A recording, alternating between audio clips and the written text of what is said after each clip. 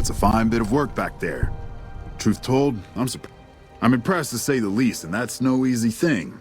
You've secured NCR's future. The administration sends its thanks for what it's worth. And we're glad to have you. And whether you're a soldier of the Republic or not, you're it in my eyes. Sometimes the Republic gets lost along the way while it's trying to follow its instincts. But when soldiers like you come along, it helps them get back on track and does it by example. And what you've done here today, that's gonna keep us going for a while. We clean up, take prisoners, watch the east for any more trouble from the Legion. Though I think they're still running, according to our scouts. After that, we'll see what happens when the dust settles and how the Mojave looks now without Caesar coming for its throat. Something tells me we better enjoy this breather while we can. And if that means Vegas, then you and the troops have earned it. Can't keep the courier spirit down, eh? Fair enough. We'll clean up here. Kind of curious how this is going to pan out in the long run. But I guess history will tell us in its own sweet time. And so the courier who had cheated death in the cemetery outside Good Springs cheated death once again, and the Mojave wasteland was forever changed. The new California Republic celebrated its second victory at Hoover Dam, establishing definitive control over the entire Mojave wasteland. Soon after, they negotiated terms to annex the Strip, Freeside, and many surrounding communities. The Mojave wasteland, at long last, had entirely fallen under the NCR's banner. The courier, fair and even-handed in his dealings throughout the wasteland, was honored by the NCR for his support of the military at Hoover Dam. He was presented with the Golden Branch, the highest civilian decoration given by the Republic. Though some super mutants in Nightkin continued to journey to the legendary Utopia, they found little trace of its existence. Some eventually found their way to Jacobstown, but many wandered off into the wastes, confused and disheartened. With the help of the Gunrunners, the Boomers developed a healthy trading relationship with the NCR. Eventually, the Boomers began wandering out into the wasteland while still preventing outsiders from entering Nellis. The Brotherhood and the NCR in the Mojave wasteland declared an official truce, despite continued hostilities between the two in the west.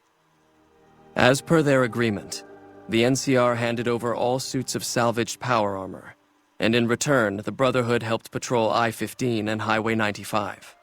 Though weakened, the Fiends attacked McCarran during the Second Battle of Hoover Dam.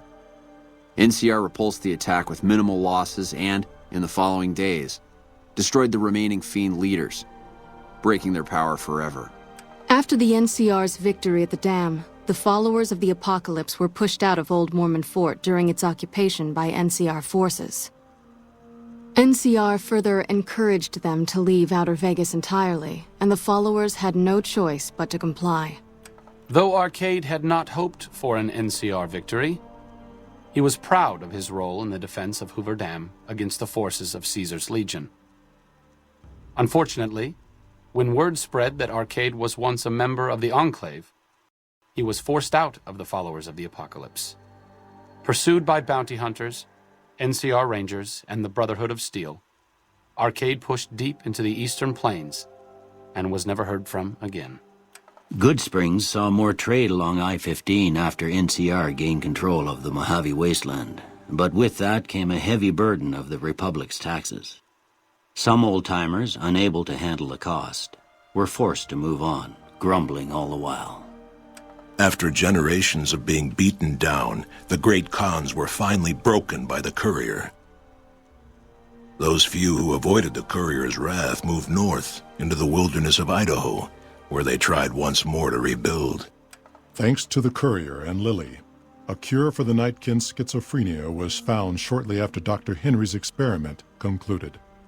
Nightkin and other super mutants in the wasteland flocked to Jacobstown, and the town became known as a haven where a mutant could find peace.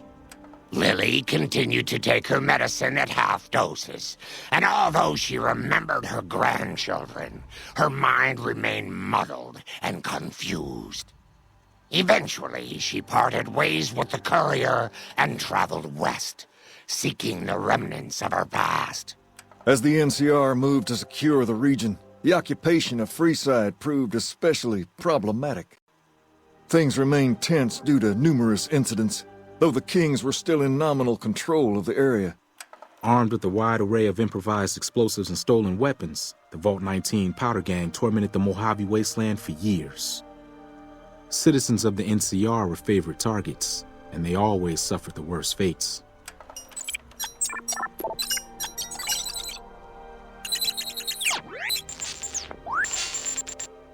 After their bold arrival at Hoover Dam, the remnants disappeared as quickly as they came. Legends of their power spread throughout the Southwest, a reminder of why people once feared the sight of vertibirds in the sky. And so the Courier's Road came to an end, for now. In the new world of the Mojave Wasteland, fighting continued, blood was spilled, and many lived and died just as they had in the old world. Because war never changes.